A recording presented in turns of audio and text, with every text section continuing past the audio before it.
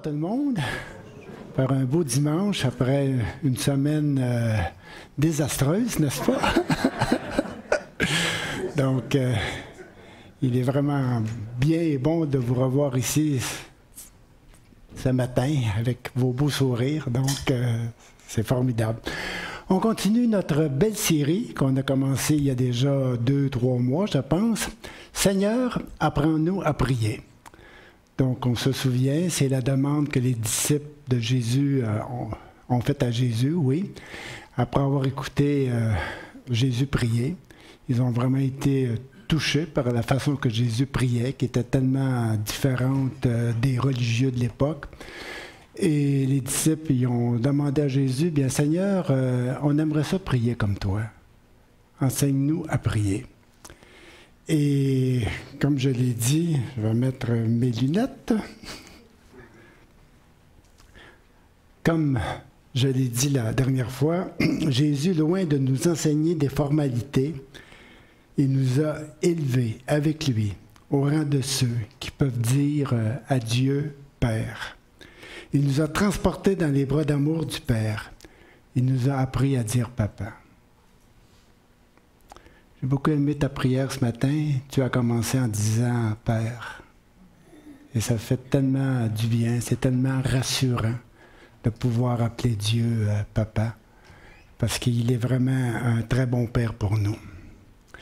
Donc, c'est ça, Jésus nous a appris à prier. Maintenant, nous sommes à l'école de Paul pour être enrichis de sagesse et d'intelligence spirituelle dans nos prières. Comme je l'ai dit la dernière fois, je ne veux pas mettre sur vous une lourdeur spirituelle, des disciplines, des formalités. Mais je désire déposer de la joie et de la reconnaissance dans vos prières, de la révélation dans votre cœur et de l'émerveillement dans votre esprit. Afin que nous soyons tous ensemble, en tant qu'Église, élevés et transportés dans nos prières par quelque chose de plus grand que nous, par la splendeur de l'œuvre de Dieu. La dernière fois, je vous ai conduit dans un esprit c'est-à-dire les dernières fois, oui, je vous ai conduit dans un esprit de révélation et d'émerveillement, afin que nos cœurs s'élèvent dans la louange. Ce matin, j'aimerais mettre dans vos cœurs un esprit rempli d'intelligence, afin de choisir les meilleures choses. Seigneur, enrichis mon amour d'une pleine intelligence. On va lire le texte. Je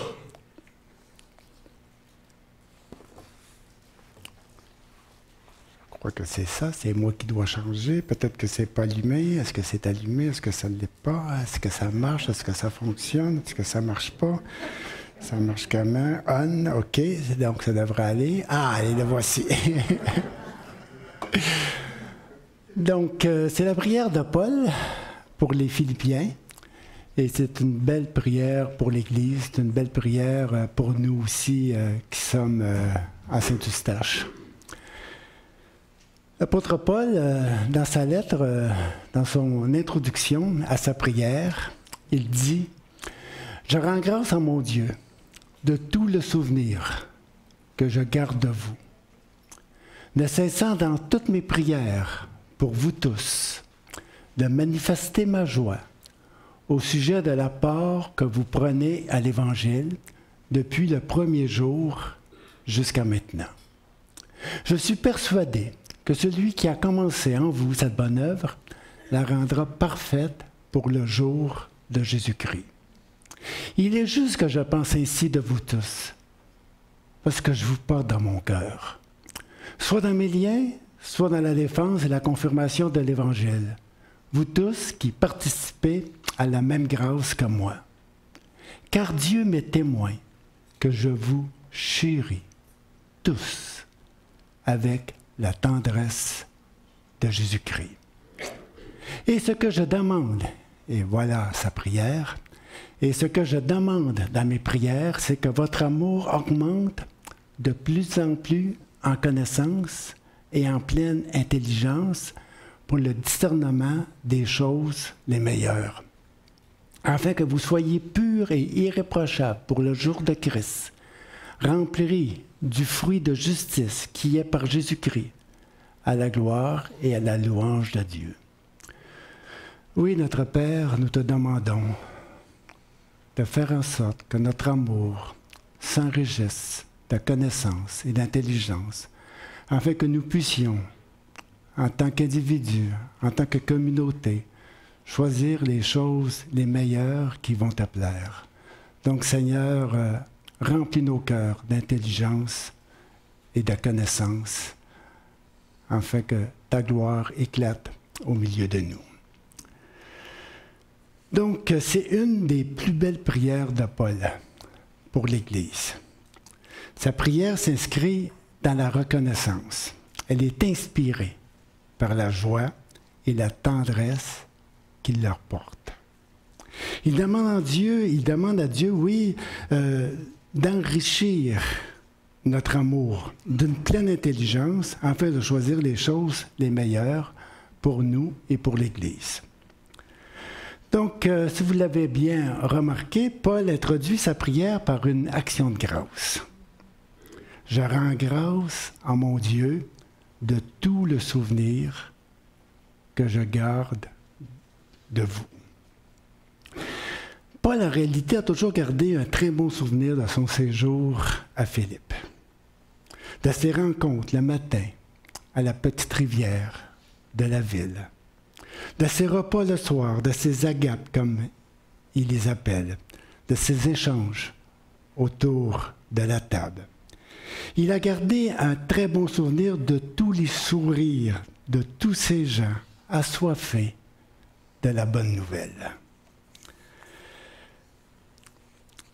J'aimerais vous décrire un petit peu ce lien ou cette rencontre ou ces premières rencontres que Paul a eues avec l'Église de Philippe. Comme il a dit si bien, je garde de tout le souvenir que je garde de vous. Donc, il garde un très, très bon souvenir. Donc, c'est Luc. Luc prend un chapitre complet, ou presque, pour nous décrire cette rencontre que Paul a eue avec les Philippiens. Normalement, Luc prend 3, 4, 5 versets bibliques pour parler d'un endroit en particulier. Mais pour l'Église des Philippiens, un chapitre.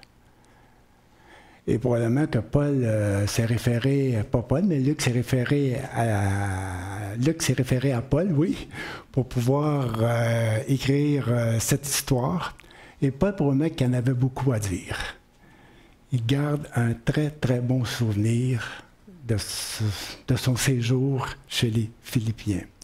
Donc, seulement pour vous dire que Paul, selon son habitude, lorsqu'il arrivait dans une ville, il se dirigeait normalement vers la synagogue, un lieu d'accueil pour les voyageurs juifs. On sait que Paul, c'est un juif. Et chez les Juifs, il y a des petites communautés partout à travers l'Empire romain. Donc, il y a tout un circuit où les Juifs peuvent aller d'un village à l'autre, d'une ville à l'autre, tout en étant bien accueillis par les leurs. Et Paul fonctionne aussi avec ce trajet, avec ces lieux, où Paul sait qu'il va être bien accueilli en tant que Juif au sein des communautés juives. Vous voyez ça souvent, hein? Dans le livre des Actes, Paul se dirige vers la synagogue. Des fois, ça va bien, mais des fois, ça tourne mal. Mais ses premiers pas, c'est là qu'il les fait, il est accueilli. Cette fois-ci, par contre, il ne semble pas y avoir de synagogue à Philippe. En réalité, la ville de Philippe, c'est une colonie romaine, surtout peuplée de citoyens romains. C'est un lieu créé par l'État romain, destiné au contrôle de tout un territoire. Donc, tous les établissements qui sont là sont vraiment des établissements romains. Paul ne semble pas avoir trouvé une synagogue dans la ville de Philippe. Il tourne en rond. Telle rue, se renseigne, il s'informe. On lui dit qu'il y a un lieu de prière là-bas, à la rivière, au bout du village. Paul y va, il se présente là. Il rencontre un groupe de femmes. Parmi elles, Lydie. La belle Lydie, je ne sais pas. On va dire... on va le dire ainsi. Ça fait cute. C'est une commerçante de tissus de luxe de la ville de Thyatire, en Turquie. Elle avait probablement une fabrique, ou du moins un bureau de vente à Philippe. C'est une femme d'affaires. En réalité, les Romains sont de grands acheteurs de pourpre. C'est ça le tissu, la pourpre, ce tissu rouge. Vous voyez parfois dans les films romains, ils ont comme une cape en rouge, là, hein? Ils sont fiers, surtout les magistrats, les dignitaires, ils portent leur cape avec dignité, le pourpre, qui est une marque de richesse et de pouvoir chez les Romains. Et elle fabrique ce fameux tissu qui vaut très cher et dont les Romains ou certains magistrats peuvent se payer. Donc, elle est là, avec son groupe d'amis, son groupe de femmes. Une femme parmi les autres, une femme assoiffée de Dieu, de la parole de Dieu. Luc nous dit qu'elle écoutait attentivement le message de Paul. Et tranquillement, pas vite, son cœur s'est élargi, son cœur s'est ouvert, au point qu'elle a été touchée profondément à l'intérieur d'elle. Elle accepte Jésus comme étant le Seigneur, devant lequel tout genou un jour fléchira dans le ciel et sur la terre. Elle se fait baptiser avec tous les gens de sa maison, tous les gens vivant sous son toit. Puis, par la suite, elle invite Paul et son équipe. Il y a Silas, Timothée et peut-être d'autres. Elle invite Paul et son équipe à séjourner chez elle.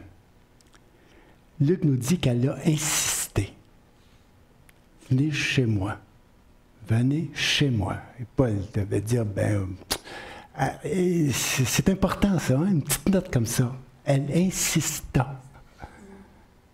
Vous savez, lorsqu'on reçoit le Seigneur, hein, il y a quelque chose qui se passe à l'arrière de nous, il y a comme une sorte d'ouverture. Hein? On est accueillant vis-à-vis des autres. Et là, vraiment, elle accueille Paul et son équipe à venir demeurer chez elle. Bon, ça a-tu duré 1 semaine, 2 semaines, 3 mois? On ne le sait pas, mais Paul en a fait vraiment son lieu de résidence chez elle.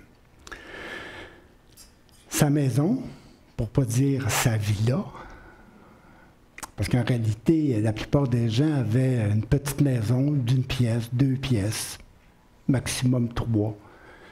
Par contre, ceux qui étaient plus en moyen, ils avaient une villa avec une cour intérieure. C'était eux qui pouvaient accueillir des groupes. Donc, cette femme-là a probablement une villa dans la ville de Philippe. C'est une marchande, c'est une femme d'affaires. Elle fait fortune. Donc, elle a vraiment de l'espace. Elle invite Paul et ses amis à venir résider chez elle et elle rouvre sa maison à la communauté. Donc, les gens, soir après soir, vont chez elle pour pouvoir écouter la parole de Dieu. Sa maison devient un lieu de rencontre, un lieu d'enseignement, un lieu de célébration.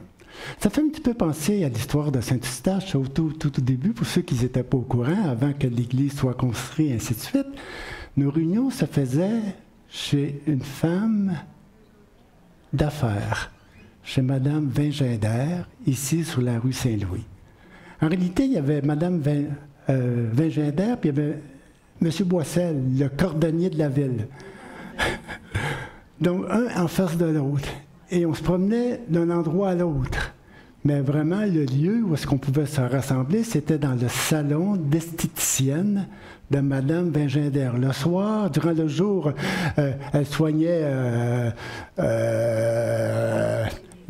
les femmes, le visage des femmes. Et le soir, elle ouvrait sa maison pour accueillir, et c'était l'endroit vraiment qu'il y avait 10, 15, 20 personnes parfois qui se rassemblaient dans son salon. Elle me fait un petit peu penser à elle, Lydie. Elle accueille Paul, ses amis et les gens qui sont vraiment assoiffés de Dieu. Donc, Paul a toujours gardé un très bon souvenir de son séjour chez les Philippiens. Il a gardé un bon souvenir de ces gens qui l'ont accueilli, qui ont pris soin de lui, qui l'ont soutenu. En réalité, on se souvient toujours de ceux qui prennent soin de nous, hein? Je me souviens, pendant longtemps, je m'occupais un petit peu de l'église en Gaspésie, l'église de New Richmond et l'église de Grande-Rivière dans un premier temps. Et à chaque année, j'allais toujours passer une semaine là-bas. Et quel accueil! Quel accueil! C'était la fête. C'était la fête. On sortait les saumons du frigidaire. C'était la fête autour de la table. On était 10, 15, 20. C'était la fête. Et j'en ai toujours gardé un très, très bon souvenir. Et c'est pour ça que je dis que Paul a vraiment, sûrement gardé un très, très bon souvenir de son séjour chez les Philippiens, de ces gens qui l'ont soutenu, qui l'ont accueilli, qui ont pris soin de lui, de cette charmante Lydie, de sa famille, peut-être d'un certain Marcus, peut-être d'un certain Lucius, du gardien de prison. Vous vous en souvenez? Quelle histoire, hein? Il faudrait lire Acte 16 pour voir cette histoire avec le gardien de prison qui s'est converti et qui, eux aussi, avec sa famille, s'est joint à la communauté chez Lydie pour les rencontres du samedi soir, n'est-ce pas? Peut-être. Donc, Paul a toujours gardé dans son cœur un très, très bon souvenir. Il a toujours gardé dans son cœur tous ces beaux sourires de ces Philippiens. Et lorsqu'il prie pour eux, son cœur se remplit de joie, dit-il. Je ne cesse, dans toutes mes prières pour vous tous, de manifester ma joie au sujet de la part que vous prenez à l'Évangile. Ces prières sont essentiellement inspirées par la joie. Paul aurait pu débuter sa lettre avec un peu de tristesse, en soulignant son emprisonnement. Après tout, il est en prison lorsqu'il écrit sa lettre. Il aurait pu en faire mention, n'est-ce pas, au début. Hein? Il aurait pu faire mention de ses difficultés, de ses souffrances, de ses besoins. Mais il se laisse plutôt transporter par la joie. Il se laisse pénétrer et remplir par les belles choses qu'il a vécues, de ses bons souvenirs chez les Philippiens, pour leur contribution depuis le premier jour jusqu'à maintenant. D'ailleurs, Paul dira dans sa lettre au chapitre 4, il dira « J'ai éprouvé une grande joie dans le Seigneur ».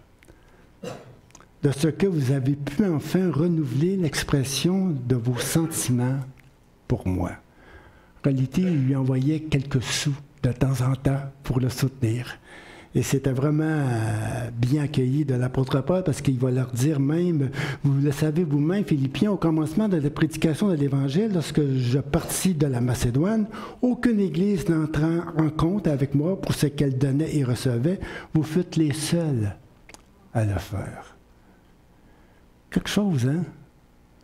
Il y a tout un lien entre la communauté des Philippiens et l'apôtre Paul. Donc, c'est pour ça qu'il va dire, chapitre 4, je pense, il va dire, vous êtes ma joie. Vous êtes ma joie. Ainsi, il ne cesse dans toutes ses prières pour eux d'exprimer sa joie. Ses prières sont joyeuses. Ses prières sont remplies de joie.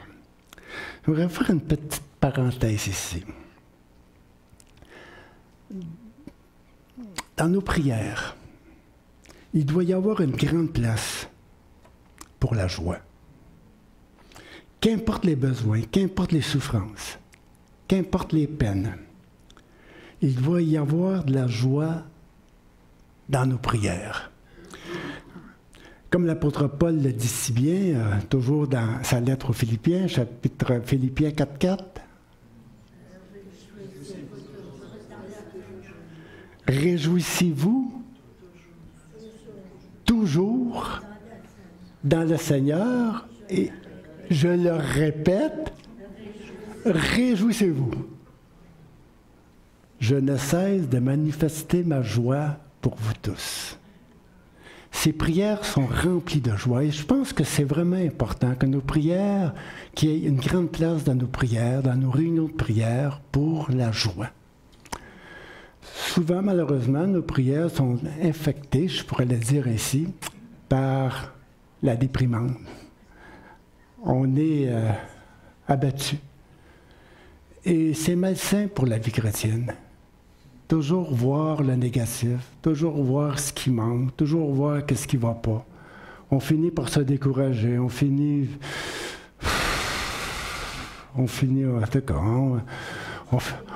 vraiment tout croche. Ça ne va pas.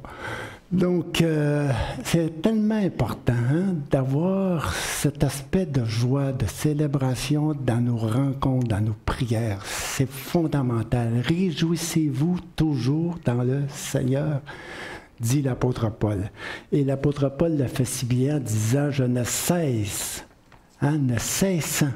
C'est beau, c'est fort, hein? « Ne cessant dans toutes mes prières ». Donc, ce n'était pas de temps en temps, par-ci, par-là, ne cessant dans toutes mes prières pour vous tous de manifester ma joie. Il y avait toujours une place pour la joie dans ses prières, de ce qu'il pensait aux Philippiens. C'est fondamental. Même moi, des fois, je suis obligé de me parler parce que des fois, même, je suis chez nous, puis là, je commence à prier, puis tout de suite, je tombe dans mes besoins. Hein? Puis là, à un moment donné, je m'appelle, bien, voyons donc, Robert. Il y aurait quand même des sujets de joie. Hein? Et quand je commence par la joie, ça se termine bien. C'est bizarre, hein? Mes prières prennent un certain élan autrement. De commencer par la joie. Donc, je ne cesse dans toutes mes prières pour vous tous de manifester ma joie au sujet de l'apport que vous prenez pour l'Évangile.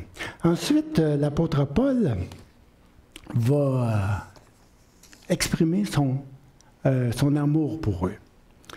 Il leur dit, « Je suis persuadé que celui qui a commencé en vous cette bonne œuvre la rendra parfaite pour le jour de Jésus-Christ.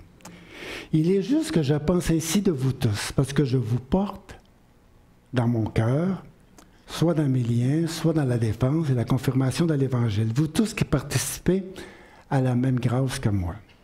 Car Dieu m'est témoin, et il prend Dieu à témoin, que je vous chéris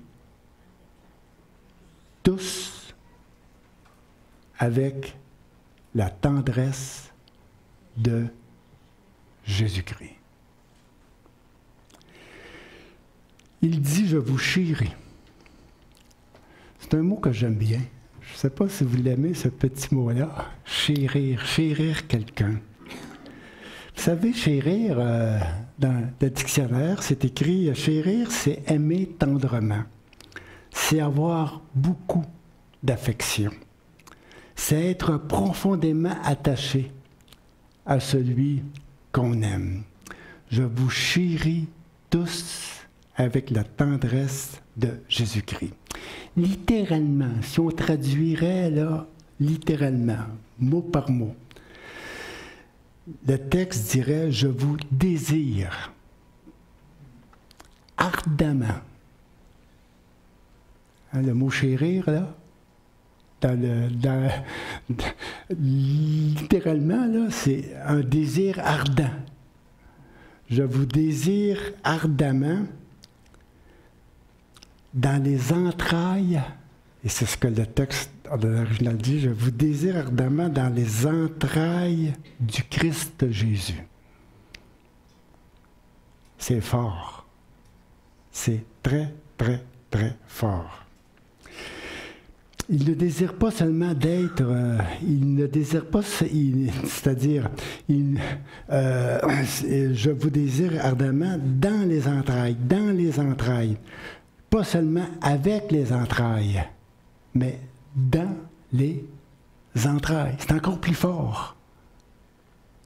Il y a une profondeur, il y a une intensité dans le mot « dans », « dedans », dans les entrailles de Jésus-Christ. La Bible de Jérusalem dit « Je vous aime tous tendrement dans le cœur de Jésus-Christ ». Moi, je suis vraiment bouche bée devant un tel amour. Je suis sans mots. Je ne sais vraiment pas quoi vous dire devant un amour semblable. Vous savez, Paul, c'est un homme de cœur. Lorsqu'on lit les épîtres de Paul, lorsqu'on lit ses lettres, c'est très, très, très intellectuel parfois. C'est très, très, très logique. Hein? Vous lisez l'épître de Paul aux Romains, il y a toute une logique, il y a vraiment tout un enseignement très, très, très, très, très, très logique. Il y a toute une réflexion, il y a tout un savoir. Paul, c'est un homme de tête, hein? Un homme de réflexion. Ça se passe dans sa tête. Mais c'est aussi un homme de cœur. Comme je l'ai écrit ici, il n'est pas seulement un homme de tête, mais il aime avec ses entrailles, il aime avec le cœur, il aime avec la tendresse de Christ. Et je trouve ça beau chez Paul, parce qu'en réalité, un vrai pasteur, c'est un homme de tête, c'est un homme de cœur. L'un ne va pas sans l'autre. Un pasteur ou quelqu'un ne peut pas seulement être quelqu'un de réflexion. Il faut qu'il se passe quelque chose ici, là. Hein? Il faut aimer quelque part. Parce que sans amour, qu'est-ce qu'on va faire? Qu'est-ce qu'on va dire? Avec la tête, oui, mais le cœur... En tout cas, pour Paul, vraiment, ça me touche beaucoup. Lorsque je lis ces lettres, là, Paul n'a pas peur de partager ses émotions et ses sentiments. Ça vous a jamais surpris à travers ces lettres? Il se réjouit. Il pleure. Il écrit ça parfois. Je vous écris avec des larmes. J'ai l'impression que parfois, dans certains chapitres, là, j'ai l'impression qu'ils sont mouillés de ces larmes. Il écrit en pleurant. Il écrit avec joie. Il écrit avec tendresse. C'est quelque chose. Il n'a pas peur d'exprimer ses émotions, ses sentiments. Ça me surprend beaucoup. Un côté de Paul, là, qu'on ne souligne pas trop souvent, mais Paul, vraiment, c'est un homme de cœur. Probablement que c'est pour ça qu'il a vraiment réussi à établir tant d'églises, parce que Paul aimait les gens. Il allait vers eux, et il savait vraiment quoi leur dire. Bon, venons-en maintenant au cœur de notre sujet, hein? La prière de Paul. Et Paul leur dit, « Et », c'est un petit mot qui fait le lien avec tout ce qu'il dit avant, par rapport à sa joie, par rapport à son amour, par rapport à sa tendresse. « Et ce que je demande dans mes prières, c'est que votre amour augmente de plus en plus en ressenti. » Ah non, c'est pas ça? En connaissance et en pleine, le mot est fort là, et en pleine intelligence. J'ai fait exprès, parce que parfois l'amour se situe dans nos émotions, dans nos sentiments, et c'est bon et c'est bien. Mais ça prend un petit peu d'intelligence aussi, dans notre amour, à travers tout cela. Donc, oui, pour les raisons qu'il donne, pour le discernement, afin qu'on puisse choisir les choses les meilleures. Et la finalité, afin d'être rempli du fruit de justice qui est par Jésus-Christ, à la gloire et à la louange de Dieu. C'est une prière qui peut paraître toute simple au premier abord, mais elle est si riche en vocabulaire, au point qu'il est difficile d'en saisir tous les contours de cette prière. Quel est cet amour qui doit augmenter de plus en plus en connaissance et en pleine intelligence. Quelles sont ces choses les meilleures? Quelle est cette pureté et cette irréprochabilité dont Paul parle? Quel est ce fruit de justice qui est par Jésus-Christ? C'est des questions que moi je me suis vraiment posé vraiment longtemps. Parce que parfois on lit un texte, puis dans notre tête, là, on réfléchit, on pense, puis on passe vite, hein? On a l'impression d'avoir saisi, compris, et on passe à d'autres choses. Mais je me suis vraiment arrêté sur ces mots, sur le vocabulaire, sur les mots que Paul prend.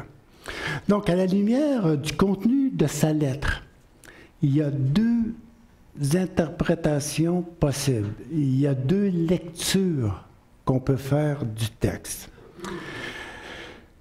La première, c'est celle qui est la plus utilisée par les commentateurs et par les traducteurs aussi. Elle est liée aux relations interpersonnelles au sein de la communauté. Paul, dans sa lettre, parle de bonne entente, d'harmonie. Il dira, par exemple, au chapitre 2, « Rendez ma joie parfaite. Ayez un même sentiment, un même amour, une même âme, une même pensée. Que chacun de vous, au lieu de considérer ses propres intérêts, considère aussi ceux des autres. » Donc, le propos de sa lettre va se retrouver dans sa prière.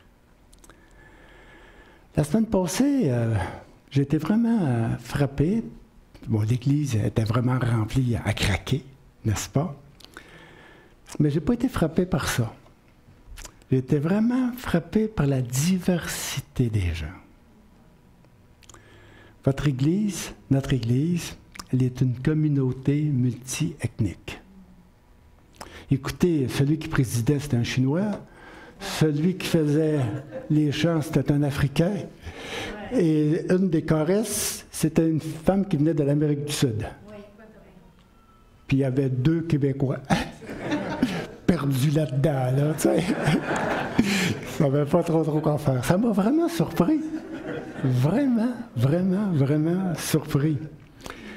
Vous savez, dans notre communauté, il y a toutes sortes de personnes avec différents besoins. Chacun a sa propre histoire, chacun a son propre vécu, chacun a ses blessures, ses joies, ses peines. On ne sait pas tout à fait d'où ils viennent, ce qu'ils ont vécu. Très différent entre quelqu'un qui vient de l'Amérique du Sud et quelqu'un qui vient de la Côte d'Ivoire. Même qu'il peut y avoir des ressemblances parfois au niveau politique, là, c'est pas toujours évident, ça brasse d'une place à l'autre. Mais on est différents, c'est sûr et certain, on n'est pas tout à fait. Et même les Africains, entre eux, sont différents, très différents. Sud-sud par rapport au nord, sud-l'est par rapport à l'ouest. C'est un autre monde, c'est une autre langue, c'est une autre mentalité, c'est une autre façon d'être. En Amérique du Sud, c'est la même chose aussi. Hein? On se promène du nord au sud et vraiment, les mentalités changent. Donc, tout simplement pour dire que notre amour les uns pour les autres, au sein de la communauté, doit être enrichi de connaissance et d'intelligence. On doit se connaître les uns les autres afin de choisir les bonnes choses qui vont être appropriées à l'un et à l'autre. On ne peut pas tout simplement aimer.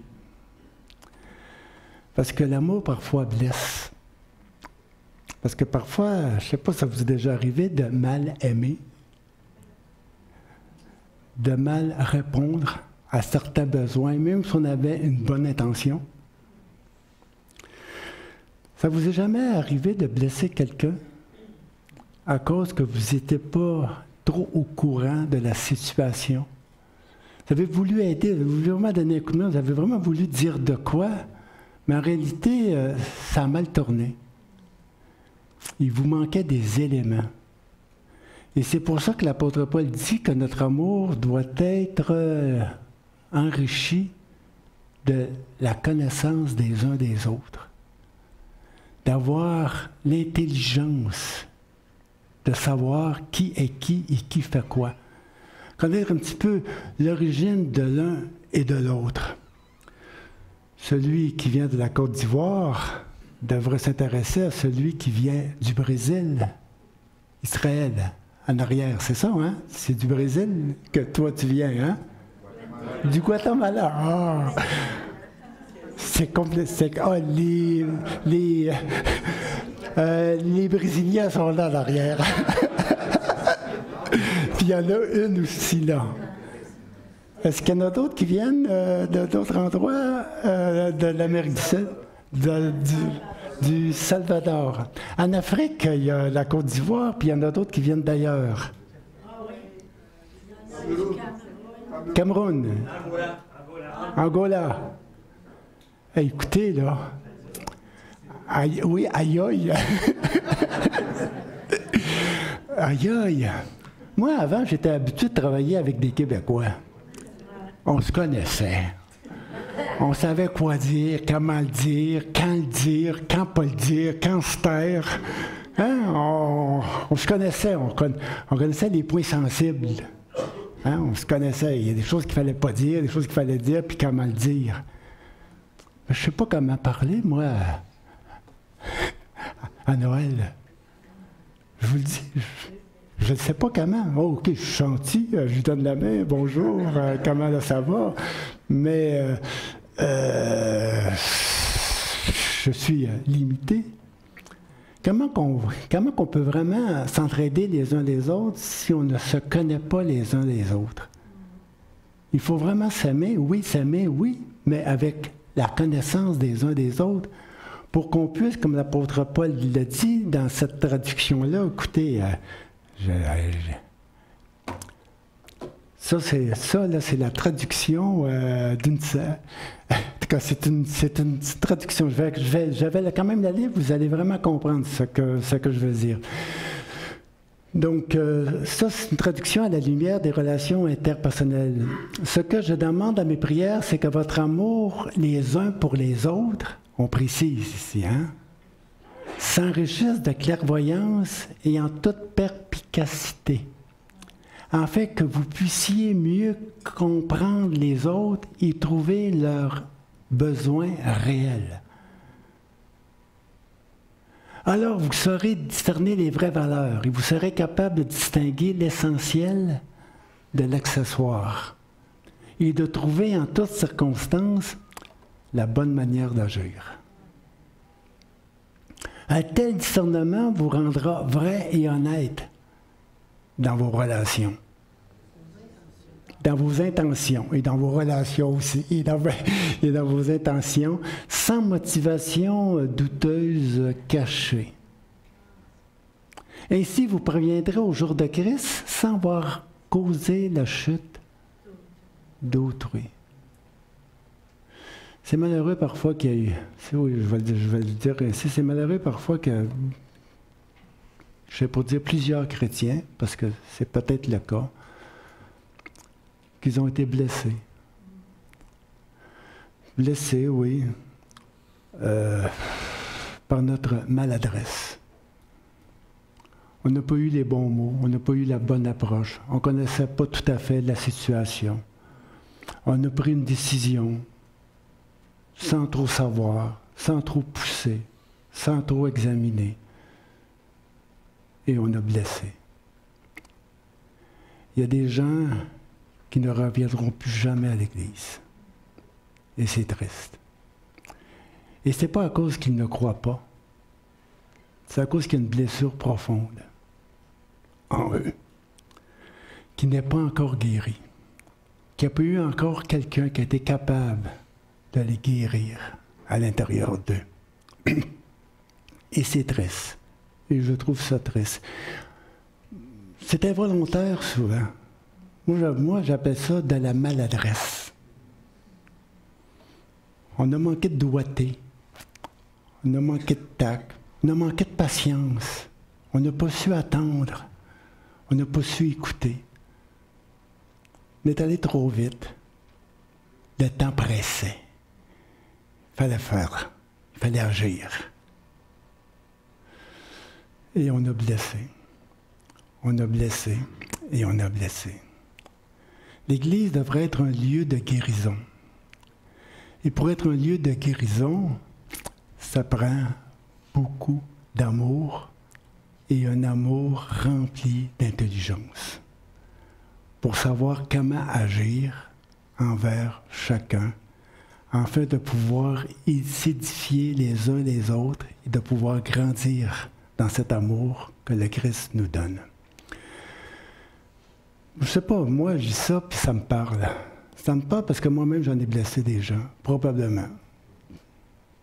Probablement, parce que des fois on l'ignore, hein, on ne le sait pas. Les gens nous quittent, on ne sait pas tout à fait pourquoi.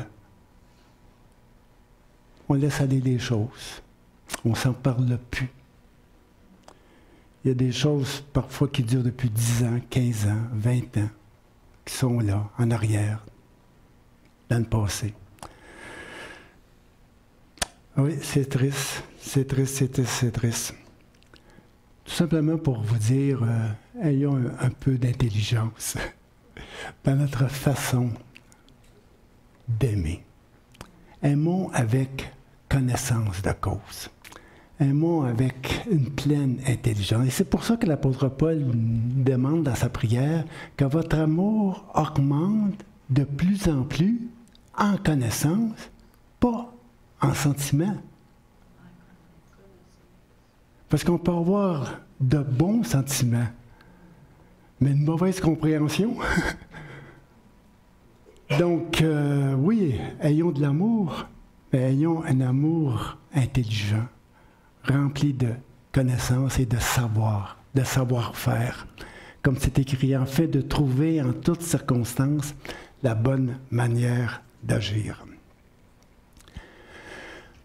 J'irai pas avec la deuxième lecture, parce que celle-là me parle et nous parle assez.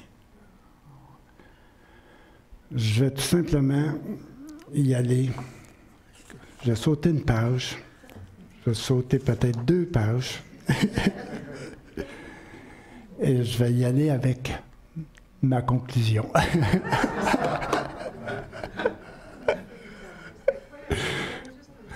La deuxième, vous êtes vraiment curieux, hein? Parce qu'il faudrait que je prenne un autre 10 minutes, puis je ne veux pas prendre un autre 10 minutes.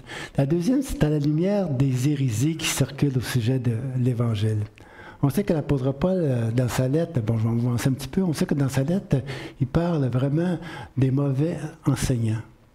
Et l'apôtre nous dit à travers sa lettre que l'enseignement suprême, que le meilleur enseignement, c'est la connaissance, l'excellence, c'est l'excellence de la connaissance de Jésus,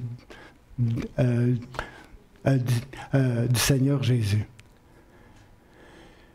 Et certains ont traduit le texte ou l'ont interprété et en ont fait une lecture comme ça. Une lecture à la lumière des hérésies qui circulent au sujet de l'Évangile. Ce que je demande à mes prières, c'est que votre amour pour l'Évangile s'enrichisse d'un savoir et d'une faculté à bien percevoir les choses, pour que vous puissiez mieux discerner l'essentiel, c'est-à-dire l'excellence de la connaissance de Jésus-Christ, afin que vous ne soyez pas brouillés et altérés dans votre foi. Ainsi, vous parviendrez au jour de Christ sans tomber en chemin, ni causer la chute d'autrui. Porteur de ce fruit qu'est la justice offerte par Jésus-Christ à la gloire et à la louange de Dieu. Je vous laisse avec ce petit texte-là, mais ça vaudrait la peine d'aller beaucoup plus loin. Mais en réalité, c'est la conclusion qui est vraiment, vraiment importante.